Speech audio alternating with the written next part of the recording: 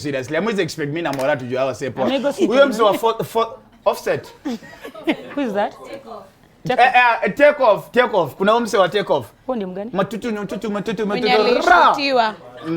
Oh, niliona mtu ameshutiwa basi kwa najua ni nani. Wewe kwanza ni binadamu. At least niliona mtu ameshutiwa but siku follow up ni nani. For sure I didn't know. Tell me about the 80s and the 90s then. Oh, of course that's our type of music. Yeah. Let me ask, how many years in the industry? Well, professionally as an actress, I've done it for 16 years. 16? Yes, since 2006. Wow, what is my coffee? Come on. 16 years, beautiful. Yes, as an actress since 2006 when I was 21 years, so you can calculate my age. 21? Without asking much. 21 plus. No, this is the 17th year, I believe, because I'm 38 right now. Yes, I am. Vile wasichana tusemagi age. No, I say my age. I say it because I'm proud of my age. I have nothing to hide. Moraa, you're 38 ambapo tunapigananga na wewe tukicheka. Ujue mimi ni mama sawa? Yaani wewe ni freedom fighter. Mimi ni mauma fulani hapa. Wewe chinkororo. So, do you remember your first ever play? Yes, I do remember very well, vividly, because I was still young and I was so green out here. I had gotten married at a very tender age of immediately after high school, and then at 21 I already had a child who was 1 year. So at 20, yes, so at 21 is when I approached one of the biggest names in this industry. He was my client. I approached him and told him, hey, bana mimi manze I can act. So he told me, kuna ka shoot fulani nataka uende audition or try. So I tried. My very first show was Tidy High, way back in 2006. Hey, do you remember your first line? Well, at first nilikuwa nasikia nimedhulumiwa, nimepewa hujuma because I went there as an extra. That's why I always tell people, don't ever feel like you're nobody until you're somebody. I went there as an extra for a very long while. The very first season I was an extra. Wale wa class kwa kupiga makofi kufanya nini? I was just there. Line utoe wapi? Na wewe si stereo. So line tunacheoje Omosh Miss Morgan Mr. Tembo. Hao ndo wanaachiwa. Bahati mzuri ama bahati mbaya, bahati mzuri kwangu kuna mtu akagonjeka, one of the stereos. Sasa ikakuwa kuna line lazima irushwe, nikasema I can do it. So from that moment when I said the line, the producer said, let this kagal never miss on my script. And just from there, I continued growing and growing and growing, and I've done quite a number of shows, a lot of them. Which is that one production that you, jiambe, manze, apa, I gave it my all. Like, ile unakangazile, kuna zile time manze unataka tu kuji-appreciate.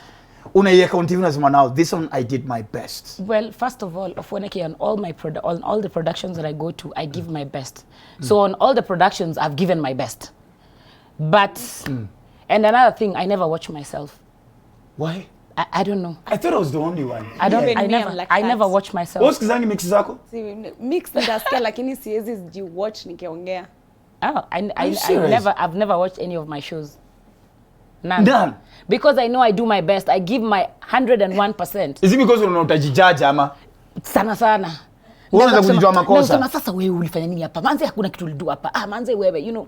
Then I start beating myself up and I gave out my best. So I would rather not. Not watch. Yeah. Yes. Let me ask.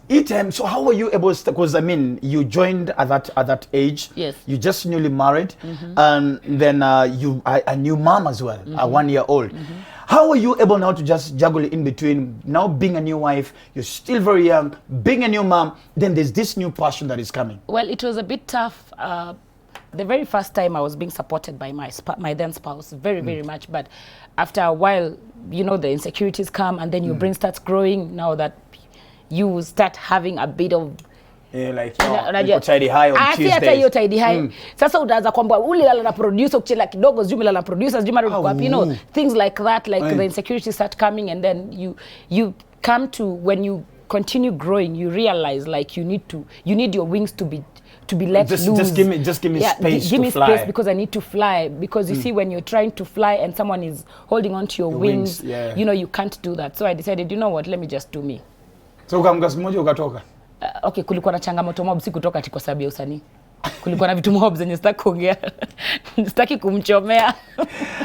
Ladies and gentlemen, the one and only Nyaboke, of course, of the show, Dr. Funike tonight. Before we go on a break, it was all in public knowledge. You know, kuna kichwa, relax, I got you. Si mini BFF. Stay Rusha vibaya. Sayuko poa, sindio? I am okay. Because there were a lot of things that were being said on social media about, of course, and God rest his soul in peace. Amen. You are the father to your children. Yes.